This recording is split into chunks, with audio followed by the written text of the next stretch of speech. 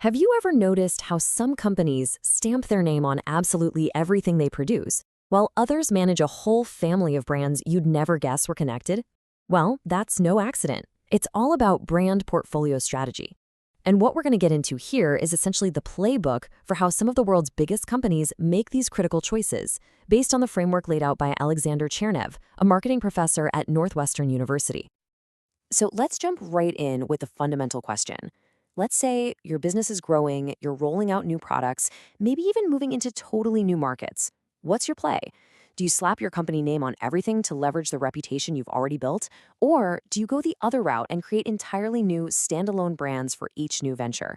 This isn't just a marketing decision, it's a strategic choice that can really define the entire trajectory of your company. And this slide just perfectly illustrates the two ends of the spectrum. On the left, you've got a giant like Sony. That one name covers an incredible range. TVs, cameras, video games, headphones. It's one brand, one massive tech empire. Then you look at Procter & Gamble. I mean, everybody knows Tide, Pampers, Gillette, but how many people actually stop to think that they're all owned by the same parent company? P&G has built this incredible portfolio of separate, powerful brands, each one dominating its own little corner of the market. So let's start with that first approach, what's known as the umbrella strategy. You can really think of this as the all-in-one model. The idea here is really simple, but it's incredibly powerful. You have one single, very strong brand name that acts like an umbrella, covering every single thing the company does. That's why it's also called a branded house. Every product, every service lives under that one branded roof. The master brand is always the hero of the story. It's front and center, carrying the entire reputation of the company.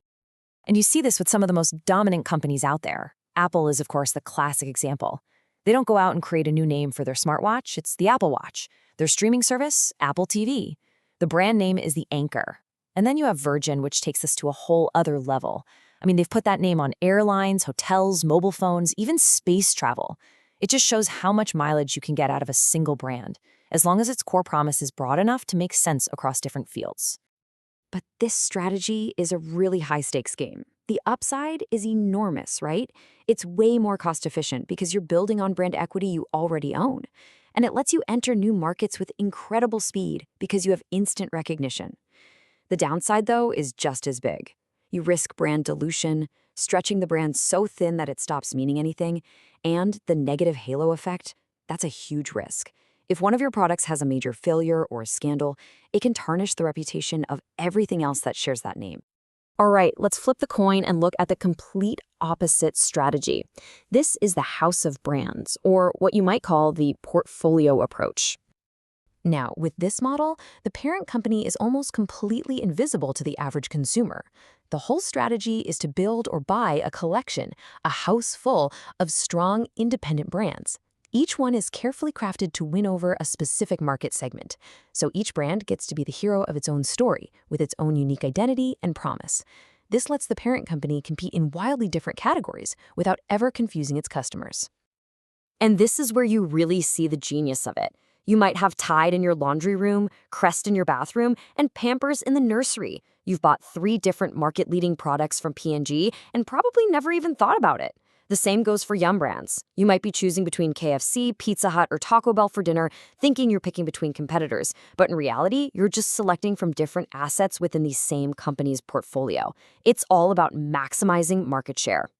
And what's fascinating here is that the pros and cons are basically a perfect mirror image of the umbrella strategy.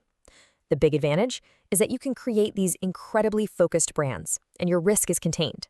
If one brand fails, it doesn't drag the others down with it. But the cost? Wow. It's incredibly resource intensive. You aren't just funding one brand, you're funding an entire portfolio of them, each one needing massive, continuous investment. It's a very, very long and expensive game to play. Okay, so we've looked at the two extremes, the all-in-one branded house and the portfolio-style house of brands. But of course, there's a huge amount of strategic territory right in the middle. And that's where hybrid approaches like co-branding come into play. This is really all about trying to get the best of both worlds.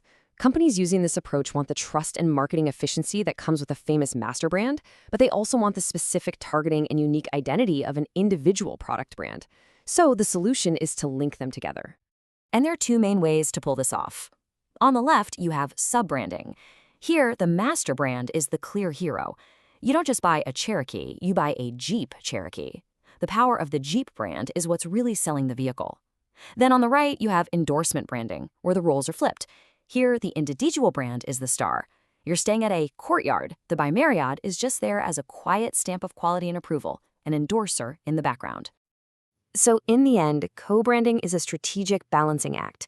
It lets a new product, like the Cherokee, get a huge head start by borrowing credibility from a master brand like Jeep, but it also lets that product build its own distinct identity. It's a really smart way to manage the astronomical costs of brand building while still creating separate, valuable assets in your portfolio. So let's pull all these threads together now into one cohesive framework. This should really help clarify how a company can figure out which approach is the right one for them. Because the key takeaway here is that this isn't a simple either-or choice. It's a spectrum. On the far left, you have the pure umbrella brand, like Apple. Then you move into the hybrids, first with sub-branding, where the parent is the hero, and then endorsed brands, where the child is the hero.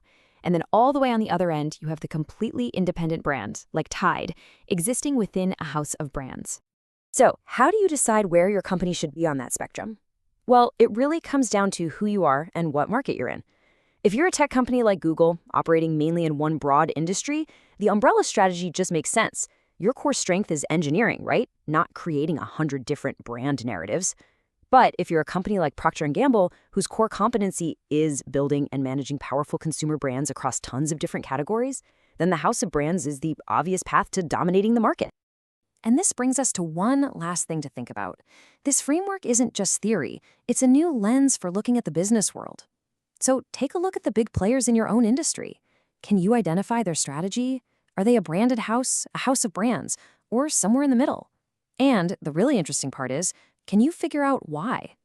Once you start looking for this brand spectrum, you'll start seeing it absolutely everywhere.